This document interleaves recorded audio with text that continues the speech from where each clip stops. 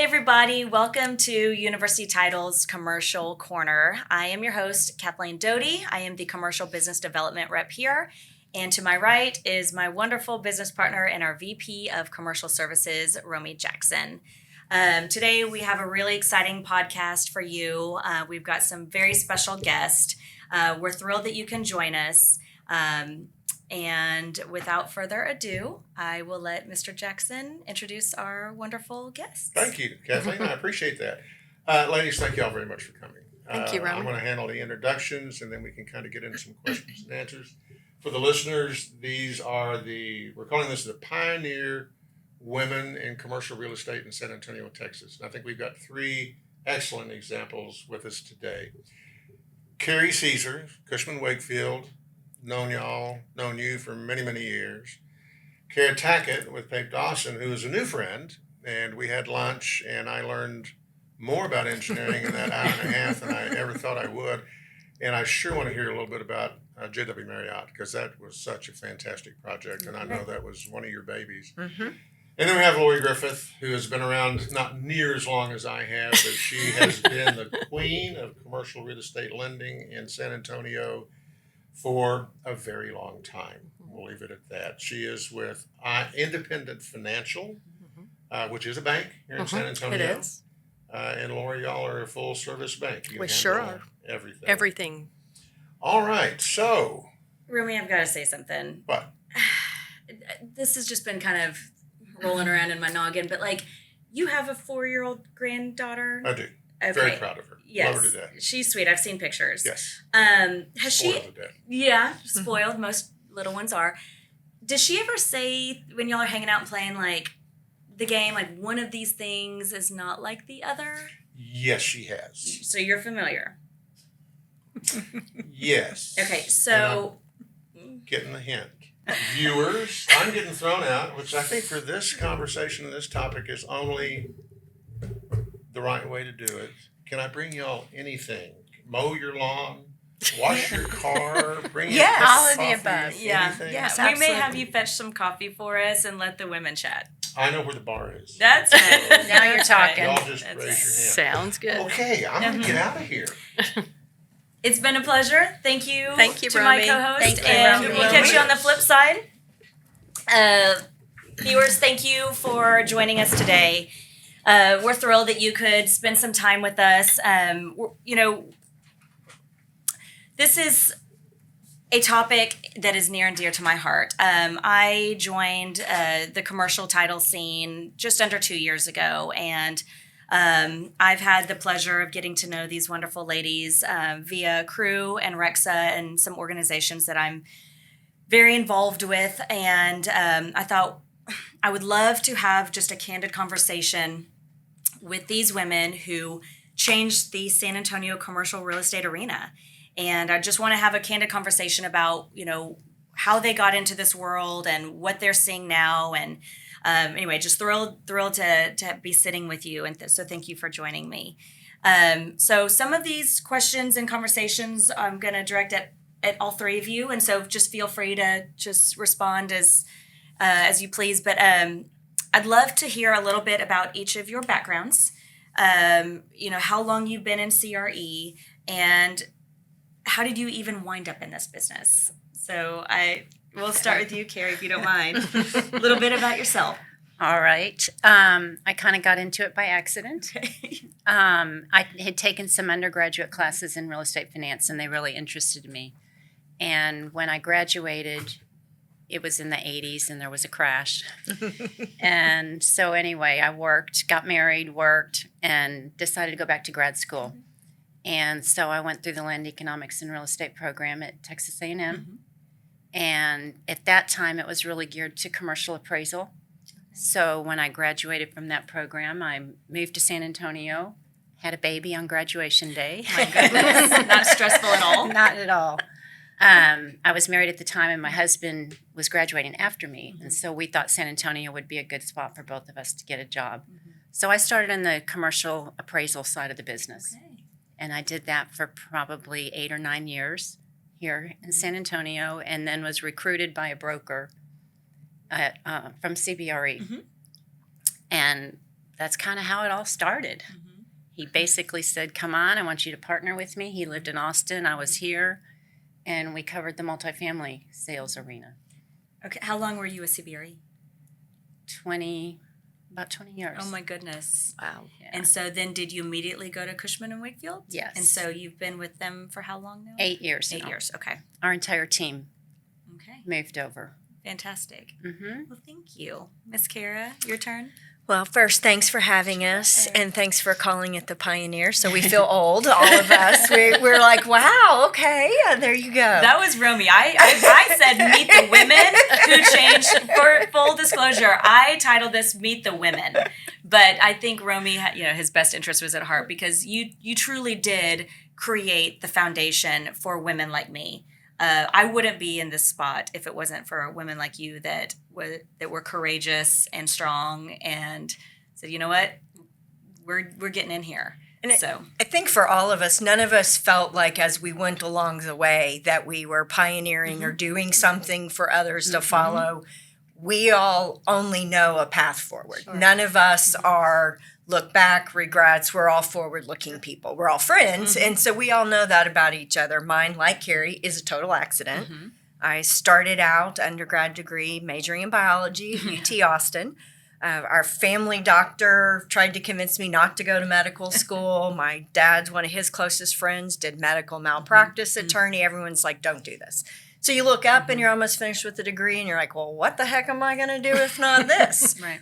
This was, late 80s, and environmental was a new hip thing. I worked for an environmental firm, and I thought, hey, there's a lot of crossover. I can do this. What if this doesn't work out? I need something practical. Why don't I do an environmental engineering degree just in case environmental doesn't pan out? Who knew, 40 years ago, 30 years ago, what that was going to look like? So I got a master's in civil and environmental engineering and moved in Colorado. Came back to Texas and worked for the city of San Antonio a while in environmental. And then I thought, well, God, I got this engineering degree. I really need to use this at some point and get licensed. Why go to all that trouble if I'm not going to do it? So I decided to leave the city and went to Pape Dawson. That was a little over 25 years ago. And just the rest is an accident from there that kind of evolved and go. I became an environmental and there was not overly challenged in doing that. And I think at that time, someone said to my senior VP, you probably ought to find something else for her to do or she's not going to last very long. So he threw a little project at me, said, hey, go figure out how to get sewer. We got this client that's out off of Evans and Boulevardy Road. They've owned this land forever. They need to get sewer out there. They've got water. Well, it turns out that was land owned by Lumberman's Investment Corporation, which became 4-Star, which became the Cibolo Canyons Resort with JW Marriott TPC San Antonio. So I went, dumb little naive, went to our water resources team folks and said, I got to get a sewer line out there. Help me do this. And we ended up putting together a large participation group of people, opened up development from everything from basically 1604 going north. And just one by one, I began working on that project. It was not long after we did sewer that PGA of America came knocking in San Antonio and wanted to go on that property. We had a client who was an avid golfer, and so if he could do a golf resort, he was all in. So 10 years later, we finally opened JW Marriott. After learning all about golf design and roadway and utility and hotel and multifamily and single family and electrical, I became a development engineer and grew up from that as a young pup to running that project. Share with our listeners what your role was or your title was when you started the project and what your title was when you ended the project. I was a wee little assistant project manager when I started the project and began figuring out utilities. Became a project manager, senior manager, and I ended it just before I became a senior vice president. So it was truly more than a decade in the making. So what a feat. That's incredible. Miss Lori, yes, would you Kathleen, share with us a little bit about your background and how you got in this world? Sure. It's a pleasure being here, Thank Kathleen, you. and being with these two ladies. They're amazing. Worked with them forever, but my journey was an accident also. Seems to be a thing. I know. I don't know. Mine It's was too. Strangely enough, that's another. I know. Topic. I don't know. I mean, when you're young and, I had parents that didn't go to college, so I really no real mentoring, So went to UT in Austin, business degree, accounting and finance, and, really loved my appraisal class and my business law class. Those were probably two of my most favorite classes. And so when I got out, it was 84. It was hard to get a job back then. But luckily, I had a wonderful husband who had lots of connections. He's from San Antonio. Okay. And he started networking for me because I didn't know the first thing about networking. I mean, you're in college and you're partying. Right. Real life. Real college life. Exactly. And so got the opportunity at Bear Savings Association, which a long time ago. Exactly. And so basically started there from the ground up, just learning everything, every aspect of banking. And they were heavily into commercial real estate. And back then, actually, savings and loans invested in joint ventured with their borrowers. I mean, God, what a novel thing. Not very good ethically.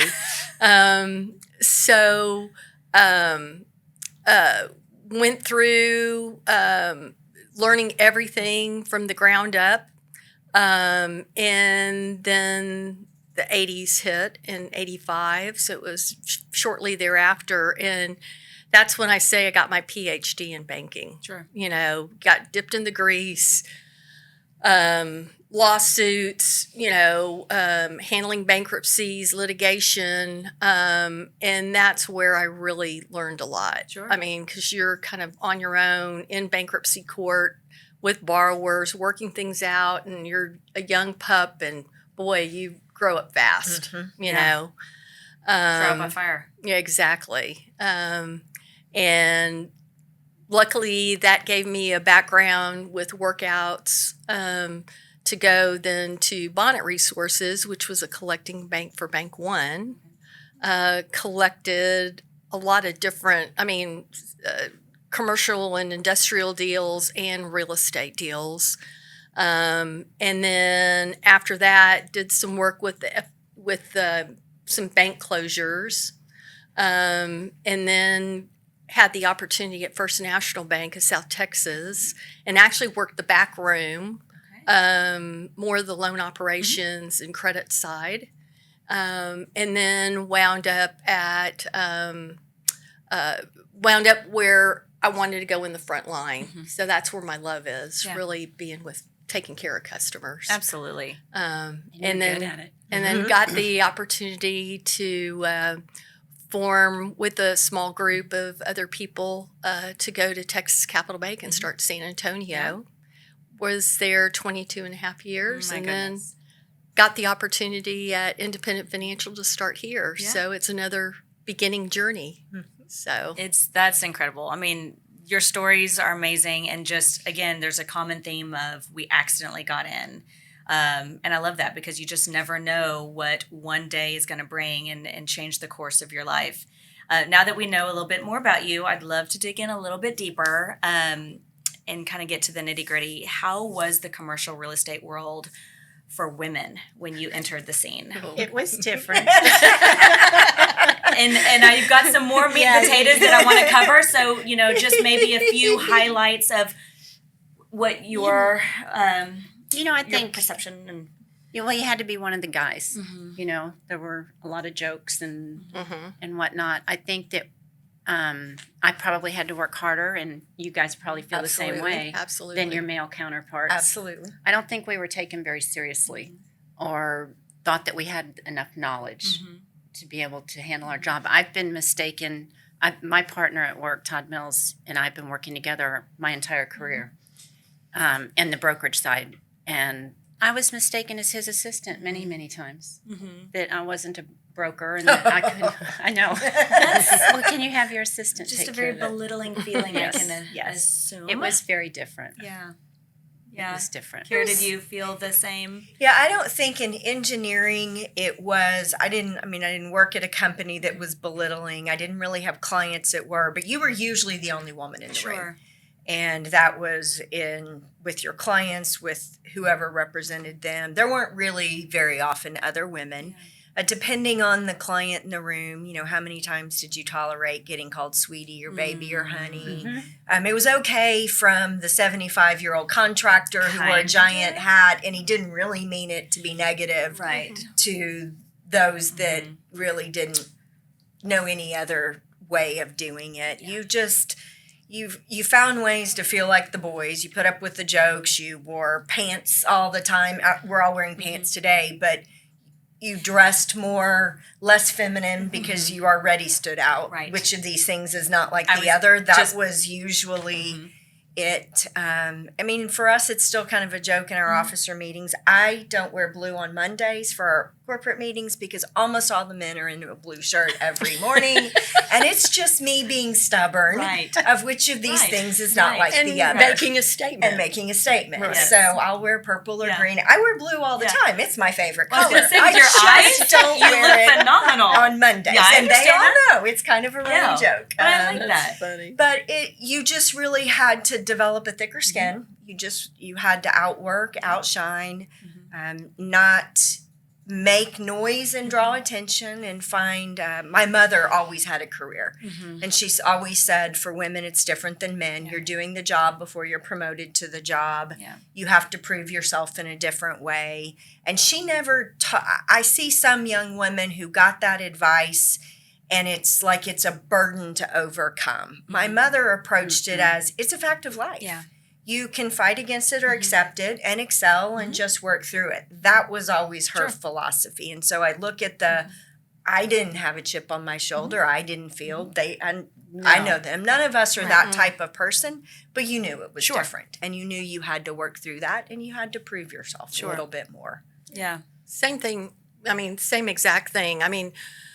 Pretty much the first week, at Bear Savings, it's, go get me coffee, because it was all male loan officers, but I took it as an opportunity to learn, and I'm like, okay, I'm just going to, grin and bear it. Yeah. And like you said, I didn't have a chip on my shoulder. I was just there, learn as much as you can. Right. And you worked harder, longer, and you just had to prove yourself. And I just wanted to learn. Sure. And it all works out. Right.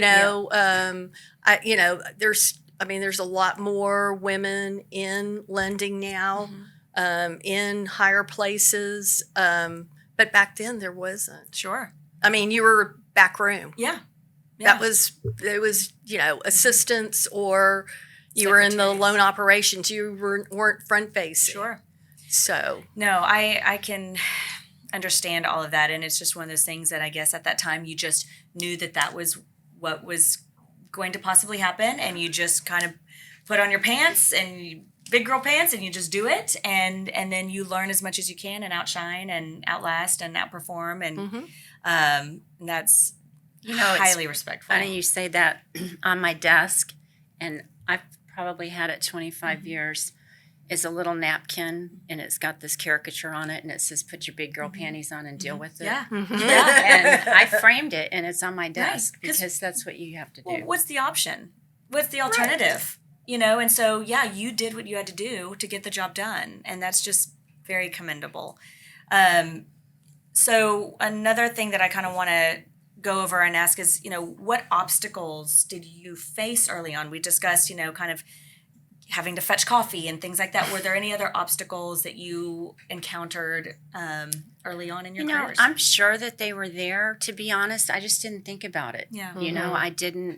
I didn't look at it as an obstacle. Okay. I knew I was working harder. I knew I was working longer to prove myself. But I don't feel like it was an obstacle per se because I just didn't pay any attention. Sure. You were just Yeah, doing your I was job. the same doing my way. job. Just I was wanted the to same learn way. and do my job well. Yeah. There were nothing, any standout moments or things that maybe just were difficult, more I'm sure there's. yeah. One thing I see that's better today than I think when we were all starting in the business, and I don't have specific examples or people sure. to call out, but women now are much better of supporting other women in Yeah, the business. Absolutely. And that didn't exist when we were coming up. Part of it is there wasn't a network of women. I mean, we all know each other through the business, through professional organizations. We'd both been part of real estate council for years, so we voluntold Yes. Carrie. She was going to participate. And not only But, participate, yes, presidency. Yes. Yes. Yes. So is it true that we have three? You do. We We have are two past two presidents past. and a current president of REXA Real Estate Council San Antonio. I'm a proud member of the membership committee, and so it's something that we all share, and it's important, I imagine, to all of us to be involved. So I see Yes. now much more camaraderie between women supporting each other. We're not competing with each other for the same space or Yeah. attention. That felt different as we were coming up. Yeah. And that wasn't all women, I think, that we crossed paths with over time, but that certainly felt more prevalent 15 years ago than it does Sure. today.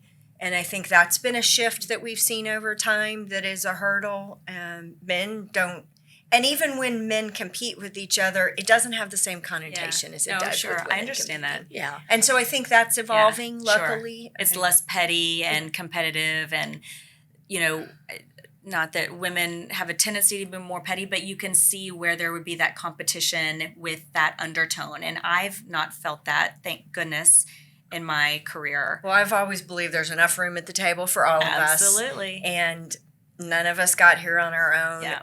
I never had a female mentor because there weren't ones ahead of me. Sure. Same with But there me. were men Yeah. who let us Yes. in the room and taught Yeah. us as equals. Mhm. That's the same Yeah. thing we should be doing, Yeah. and bringing along those with us, beside us, the next generation. And so yeah, and now you get that's to something I've be seen the change. female mentors for women like me, which again, I cannot thank you enough for paving the way. How we talked a little bit about you having your first baby on graduation day, and all of us have families and lives, and whether that's parents or children. How did your careers impact your personal life? Big question, I know. I know, but well, first of all, I love what I do. I'm very passionate about it. But one of the reasons that I love it is because it can be flexible. Mhm. And my kids were very involved in sports and whatnot growing up. Yes. And it allowed me, I could build in the flexibility to attend school functions or their sporting events, or, I may be up at midnight finishing my work, but the flexibility of it helped my personal family life for sure. Did you ever struggle, full-time employee, full-time mom, and just that tug and pull of, because I full disclosure, Duh, this is the life I've got 3 boys, Yeah. ages 8 to 13, almost 14, and so I'm looking to you for guidance, advice, and for our viewers out there. How do you manage? And this is a question for all of you. How do you manage that tug and pull of personal life and work life? We're women.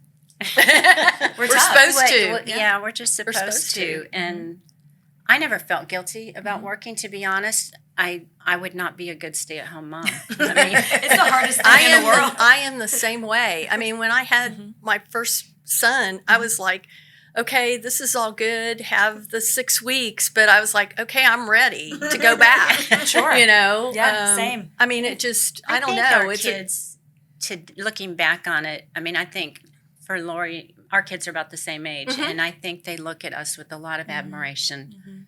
They're adults now. They know what we kind of had to deal with, and right.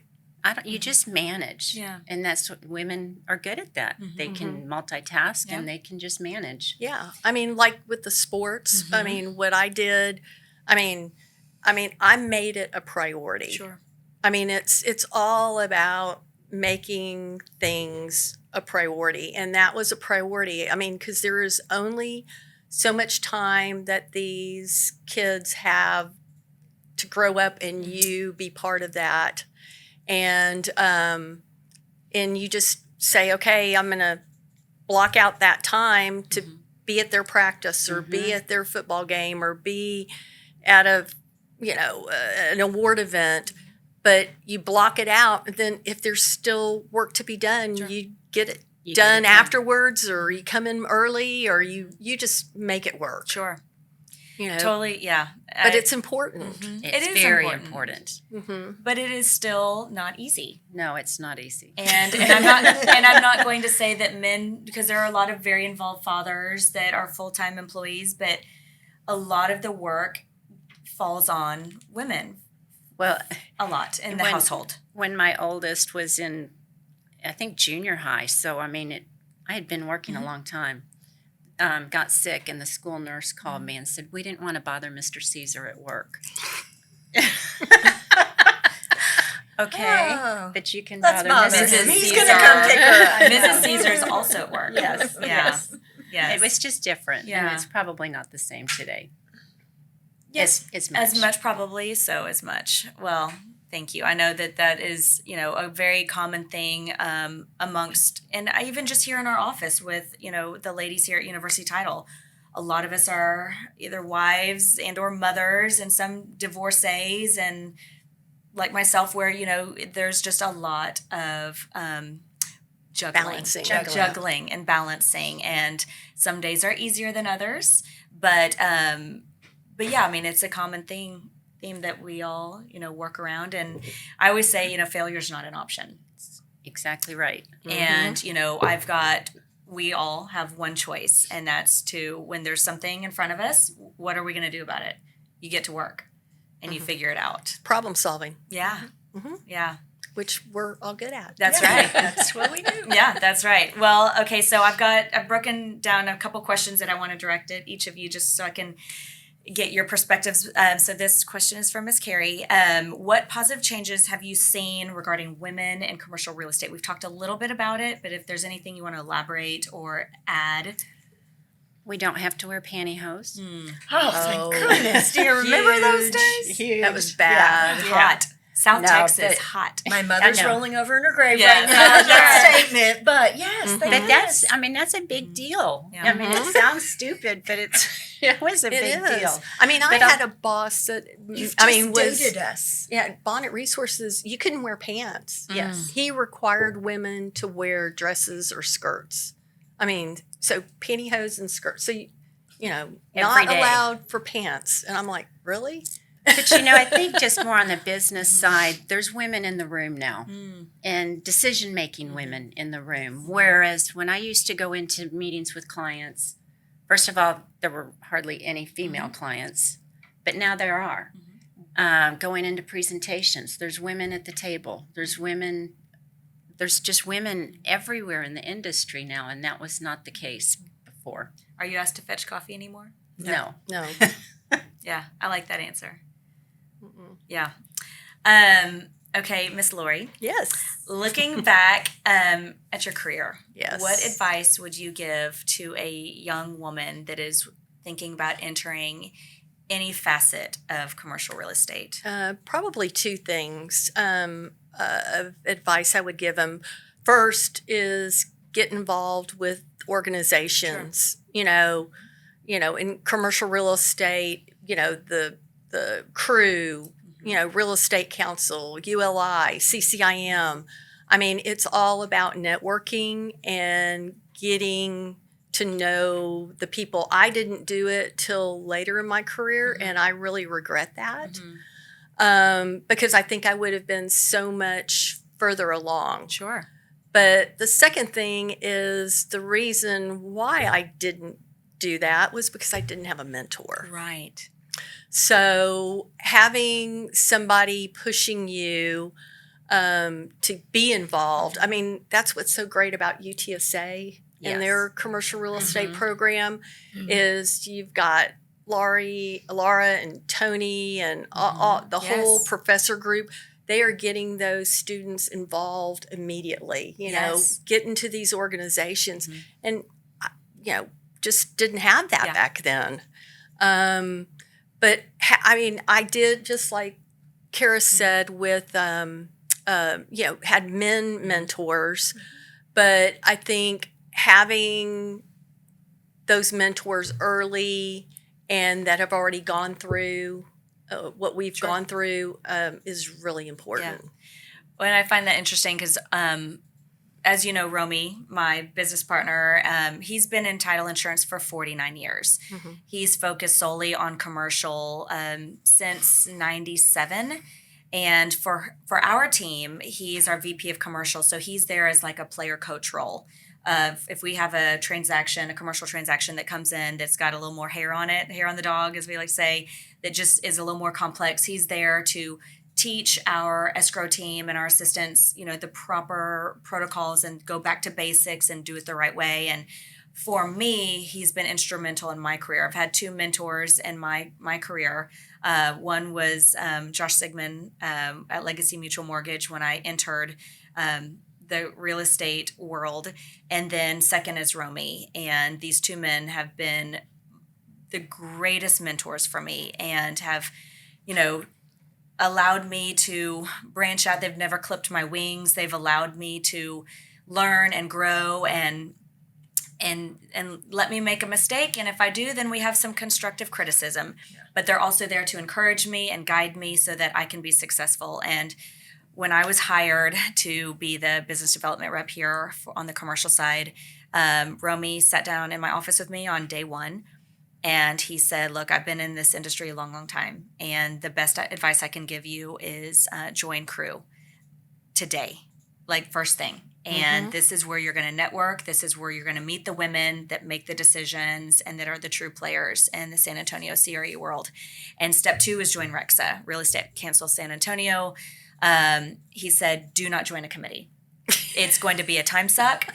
Don't do it. They're going to ask all of your time. But you can join, and he didn't know me yet, but I'm a joiner. I mean, if you look back at my life, Girl Scouts and swim team, I've done it all, and I've been a joiner, and sorority. I sat on every judicial. I was on exec. It's what I do. And so sure enough, I joined Crew, and I come back and I said, well, join Crew, and I'm also on the membership committee. And he's like, well, you didn't listen. And I said, well, I typically won't. I respect you, but if I'm going to be involved, I'm going to be involved. I'm not just going to show up to a luncheon and clap for the speakers, which y'all were fabulous, by the way. However, I'm a team player. I want to get involved. And then same thing for REXA. Not only did I join, but I thought, well, if I'm going to do this, I'm going to do this the right way. I joined the membership committee. I now have sites on board of directors for one of the aforementioned organizations, and I've got goals and aspirations that I hope to achieve in my career. And again, you have inspired me so much that you're the reason that I feel like I have the strength to be able to do this, and so it just means a lot. Well, I think none of us grew up in generations where you didn't get a ribbon for participating. Right. And it's not about winning, but Right. it's about engaging. Sure. You don't just join something, you Just get to involved. join it. Right. You benefit the most from the organizations by staying. You show up at a meeting once a month.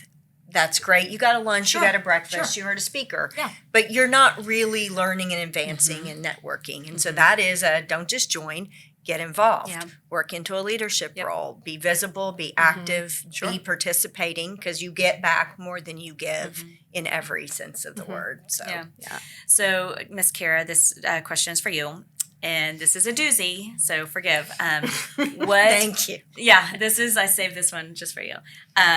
What's the worst advice you were ever given? This is a hard one to say. There's a lot of good and bad along the way. I had someone along the way, clearly a man, who said, there's going to be people in the room, and that didn't mean just physically the room, but in this business who don't really want a woman in the business and in the room.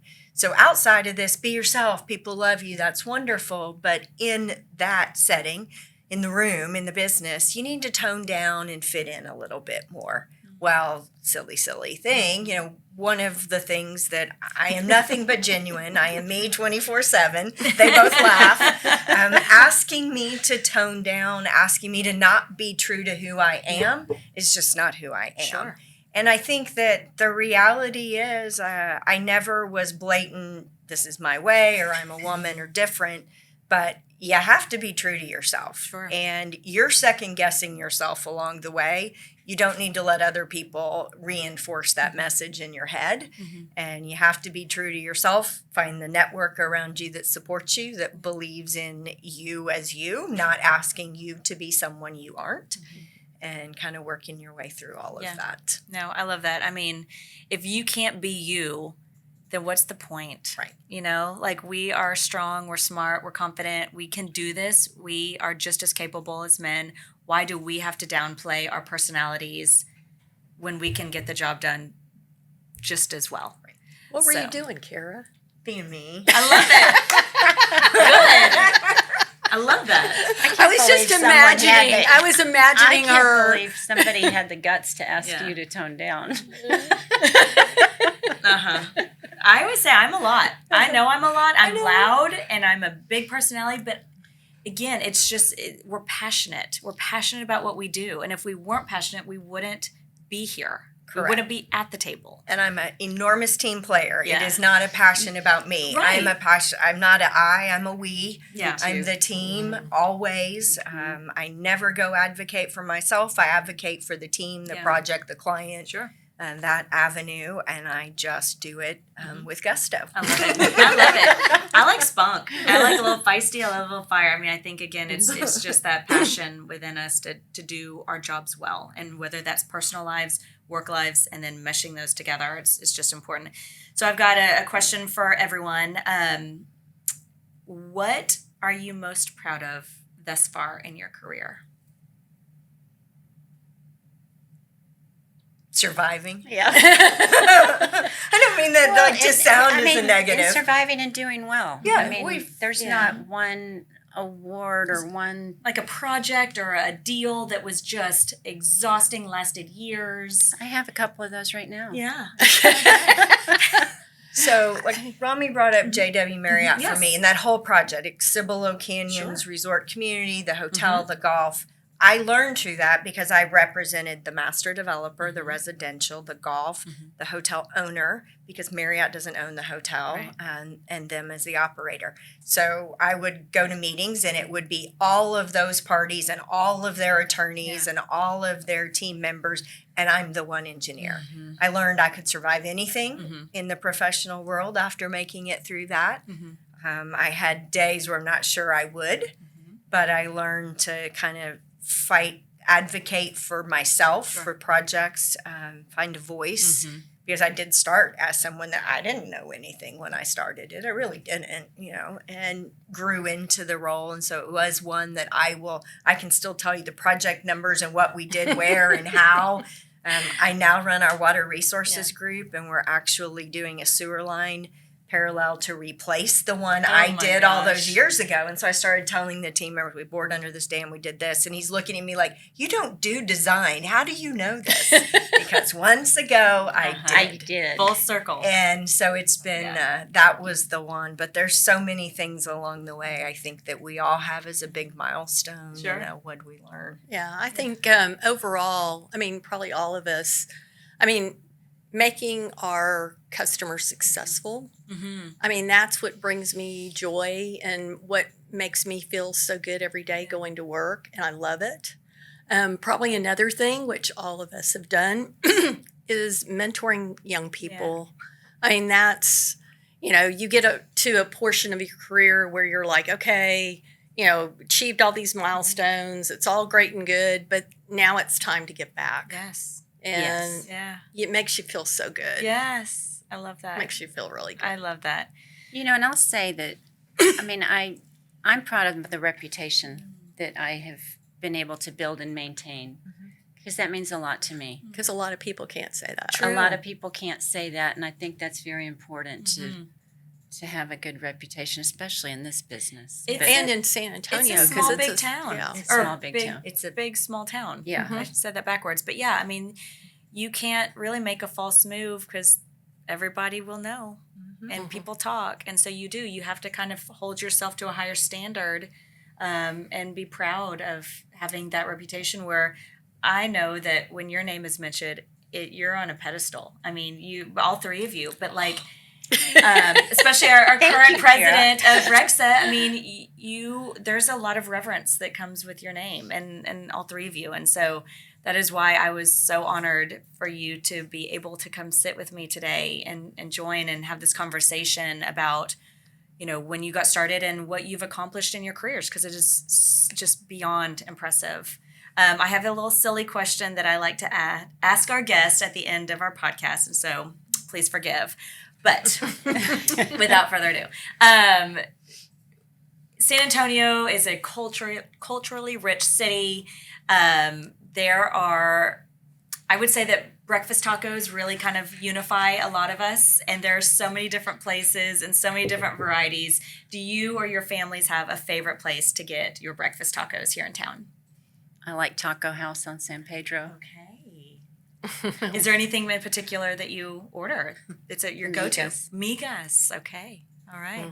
Well, mine's silly. I just moved this summer, and this is the first house in 30 years that I do not have a Las Palapas between my house and the office. Got it. So it is So always, you've had to venture out I am now? having to figure out Yeah. what it's going to be Yeah. because I don't drive past Las Palapas going to work 5 days a week. So it was Las Palapas because Okay. it was good and more than convenient I love for that. 30 years. I love it. It's great. I love it. Yeah, so ours is a Mary's Tacos. I know. Okay. So in Bernie, Yes, I well, know but it. they have locations in Kerrville and Helotes, I Yeah. believe, but Bernie's our kind of place. I've been And to the Kerrville one. you did? Mhm. Yeah, so you've got the Sean or the Macho Sean. They're very good. Yeah, I mean, Yeah. the tortillas are to die Yeah. for. Yeah. They're handmade right there. I'm a South Okay. Texas girl, so you tacos. Are you hungry? You have my heart. Let's go go. get some tacos after this. How about that? I'll treat. Ladies, thank you. Thank you for Thank joining you. me Thank you. today. Thanks for having having us. I'm just thrilled that y'all were able to join us and have this candid conversation about what it is that we do. And I encourage our listeners and viewers that if you are a young woman or a woman of any age that is interested in getting into commercial real estate, please do it. Please find one of us, talk to us, find a mentor. We would love to have you join the table. Viewers, I want to remind you that you can catch us on Spotify and YouTube. We would love for you to subscribe. We've got lots of podcasts that we have in production and that are coming up, and we would love for you to be able to join us and have listen to us have conversations with folks in all different areas of commercial real estate here in San Antonio and the Hill Country area. On behalf of Romy Jackson, my co-host, and I, we like to say that every day is a holiday and every meal is a banquet. Thank you. Thanks. Thank you.